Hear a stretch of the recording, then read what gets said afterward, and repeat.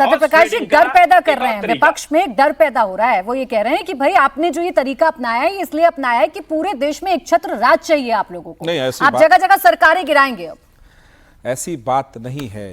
दिक्कत है हमारे संविधान निर्माताओं ने कभी ये नहीं सोचा होगा, कल्पना में भी, कि इस देश का जनप्रतिनिधि जनता के पॉलिसी मेकिंग में उसके लिए किसी बात पर पैसे लेके भ्रष्टाचार में या किसी अन्य कारणों से जेल जाने की नौबत पे खड़ा रहेगा। जेल कोर्ट भेजती है। अगर कोई जांच की संस्था कोई प्रथम दृष्टया मसला कोर्ट के सामने पेश करती है और उस जज साहब को लगता है कि इस केस में इतना दम है कि इस व्यक्ति की गिरफ्तारी जरूरी है क्योंकि जांच को भी आगे बढ़ना है, और अगर पूरा का पूरा मसला फर्जी है तो उसके ऊपर अदालतें हैं, हाई कोर्ट है, सुप्रीम कोर्ट है, जो इस बात को, वहां बड़े विवेकपूर्ण लोग, बहुत ज्ञानी लोग बैठते हैं जो इस बात को देखते हैं, समझते हैं, परखते हैं कि मसले में कोई दम नहीं है तो इस केस को या तो खारिज किया जाए या इनकी गिरफ्तारी पर रोक लगाई जाए। कानून में सारे प्रावधान मौजूद हैं।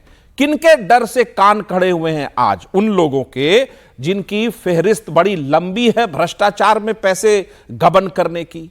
और सबसे बड़ा सवाल कि क्या जनप्रतिनिधि जेल जाकर भी मुख्यमंत्री पद को संभाल सकता है?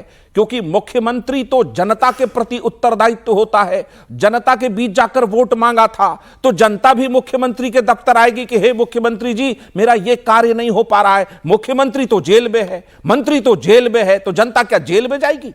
यह एक स्थिति है। तो बेहतर स्थिति बनाने के लिए आज भारतीय जनता पार्टी ने, अपनी एनडीए की सरकार ने अपनी संवैधानिक कर्तव्यों का निर्वहन करते हुए इस संविधान को वो ताकत देने वाला बिल लाया है जिससे देश में भ्रष्टाचार करने की कोई जरूरत नहीं करे। सवाल यह भी है कि बार बार ये भ्रष्टाचार, ये आम आदमी पार्टी तो भ्रष्टाचार आंदोलन से निकली थी, नई राजनीति, सबको जेल भेजो, सबको जांच करो वाली पार्टी थी। खुद जब जेल पहुंची तो जब बेल मिला तो सुप्रीम कोर्ट ने क्या कहा? प्राची जी, सुप्रीम कोर्ट ने कहा आप किसी फाइल पे दस्तखत नहीं कर सकते, सचिवालय नहीं जा सकते, मतलब आप मुख्यमंत्री तो हैं, उसका कोई कार्य नहीं कर सकते। यही भाषा थी। सुप्रीम कोर्ट कोई कानून था नहीं कि कह देती कि इस्तीफा दे दीजिए। हाँ। तो जब यह स्थिति पैदा हुई तो क्या इस देश के जो संविधान पर चलने वाली सरकार है उसका विवेकपूर्ण फैसला यह नहीं होगा कि क्या इस देश के लिए कानून हम लेकर के आए, एक कानून लेकर के आए जिससे ये मसला रुके? सवाल सिर्फ इसमें पॉलिटिकल मंशा से किसी पर आरोप लगा दिए जाएं और गंभीर आरोप में उन्हें 30 दिन जेल में रख दिया जाए तो इस्तीफा दे दें, चाहे वो गिल्टी प्रूफ हो ना हो। नहीं, मैं उस पर आ रहा हूं प्राची जी। ये इतना आसान नहीं है कि किसी व्यक्ति को हवा के केस में बंद करके, हवा में कोर्ट में पेश करके और हवा में 3 महीना 1 महीना जेल में डाल दे। इतना आसान नहीं है किसी को जेल में रखना। छोड़िए उन नेताओं को, मुझे नहीं रख सकता कोई। बिना किसी भी फर्जी मामले को फंसाकर आप इस देश में किसी को जेल में नहीं रख सकते। क्यों? क्योंकि देश में उच्चतम न्यायालय है, उच्च न्यायालय है, और जो वो न्यायालय, प्रारंभिक न्यायालय, प्राथमिक, वो भी इस बात को देखती है कि प्रथम दृष्टया मसले में इस व्यक्ति का जेल जाना जरूरी है भी कि नहीं, क्योंकि वो भी एंटीसिपेटरी बेल देती है। ठीक है राजेश, अगर आपको पहले बिल मिल जा रहा है, नहीं प्राची जी, एक लाइन और है राजेश जी, एक लाइन और है। अगर संविधान को इस कानून की जरूरत है तो उन लोगों के कान क्यों खड़े हुए जो जेल गए हुए थे, जिन पे भ्रष्टाचार के सारे दामन उनके बेदाग दिखते ही नहीं? ठीक है राजेश जी, बताइए।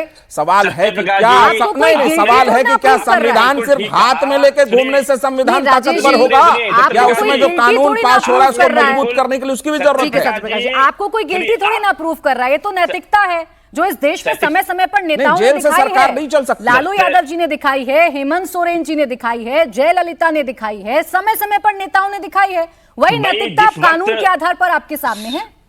सुनिए, जैसा राजनीति तरीके अपना रहे हैं तो मुख्यमंत्री को सबको समझना पड़ेगा कि वो क्या करना चाहते हैं। सत्यप्रकाश जी ने बिल्कुल ठीक कहा, उन्हें कोई गिरफ्तार नहीं कर सकता, लेकिन सत्यप्रकाश जी अगर बात करते करते फिर से नीतीश कुमार जी पलटी मार गए तो आप जेडीयू में आप भी गिरफ्तार हो जाएंगे। इस बात को ध्यान रखना। हमने दोनों तरफ सरकारें चलाई, हमारे दरवाजे किसी का दस्तक नहीं पड़ा, किसी सीबीआई और ईडी का।